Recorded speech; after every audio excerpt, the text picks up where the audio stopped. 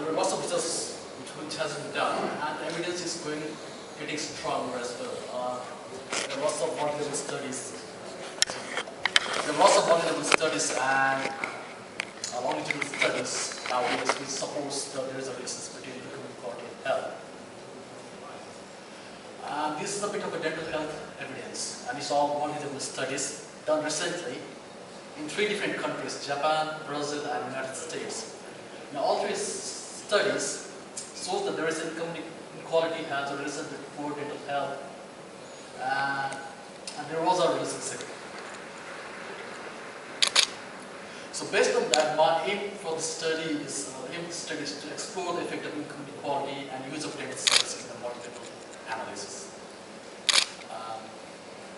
This is a secondary analysis which I've done, and this is a primary data source which I've used. So for use of data services, and my outcome was taken from WHO, and use of data services in this study was defined as anybody who has attended the dental service in the last 12 months for the need.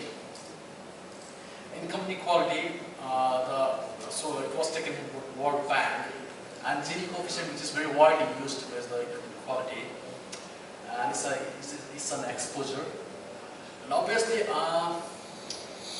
income is generally considered the major confounder, and because we assume that people who have income of the country which is rich has more use of dental services than the country which are poor.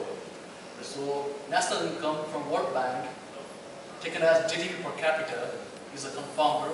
Similarly, socio-demographic variables, there is a socio-demographic variables which can affect the use of services. But in this case, we have used age, sex, household wealth, and educational level. We choose household wealth because it was considered more stable than income or expenditure, because we can vary, especially in developing countries, income can vary from month to month or from year to year, whereas wealth can be more stable.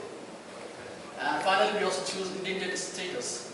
And the reason for that was people who don't have any teeth have less use of dental services than people who have full set of teeth.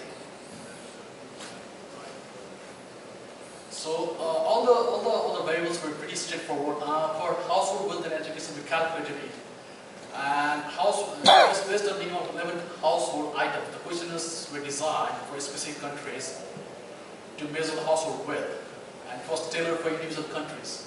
We did the principal component analysis and calculated the factor score and divided the population into quintiles from lower to highest, lowest to highest. So lowest is the lowest income group, wealth group, where highest is the highest quintile is the highest income group. Similarly for education, it can vary from different countries, but we divide it into 3 broad categories: primary education completed, secondary completed, and college and university completed, for ease of comparison between different countries. So all the analysis were done in MLWin, which has been used for multi-level analysis. We did a two level is a country level income inequality and use of service at individual level. So it's a 2 level. And outcome is binary, so yes or no. So, and is the where individual nested within the countries. We calculate the odd ratio, unadjusted and adjusted odd ratio using dental services for 10% change in Gini coefficient. So a bit of a descriptive result. Data was collected from 223,313 adults, which is 78% of the total sample. We used 22% sample because of the missing data. And we finally chose 66 countries because we couldn't choose 70 countries because there were some missing variables as well. And these are the countries represented in different WHO regions: 16 from Africa, 7 from America, mostly from Europe actually, 30 from Europe. And this is basically a descriptive correlation between income inequality and use of dental services. We see that there is a moderate correlation between income inequality and use of services, and it is fairly significant.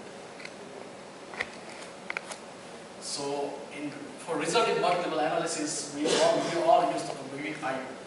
odd ratio for demographic, age, sex, identity status, socioeconomic position, which is education and wealth, national income, and 10% change in Gini coefficient. these are the results. Firstly, for age, we can see that odds of 10 to 19 is a constant there with odds of 1.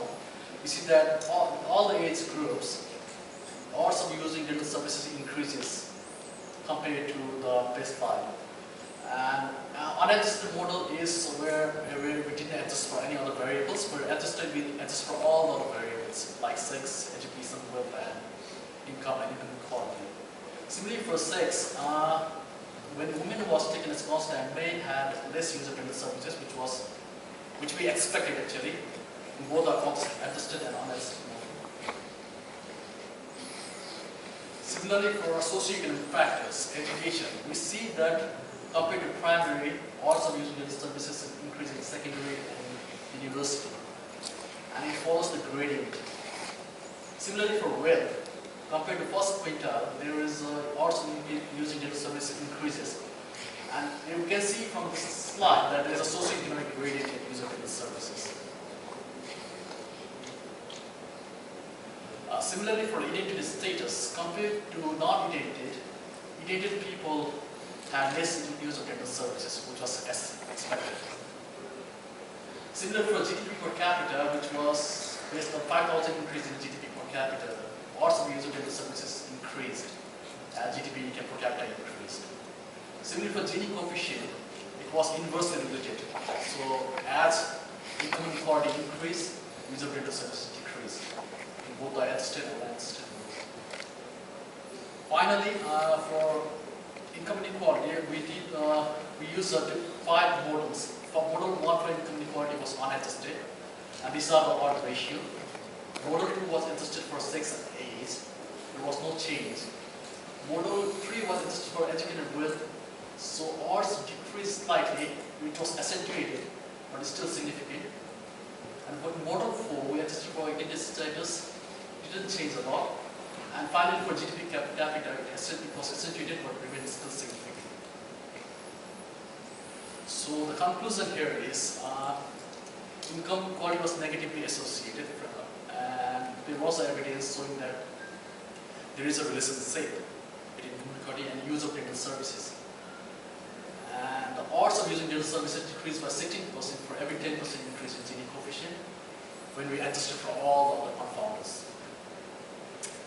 And in the future studies, I would like to check on the role of mediators. After we find that there is a relationship between income and dental services, it will be good to know the role of mediators and their effect on this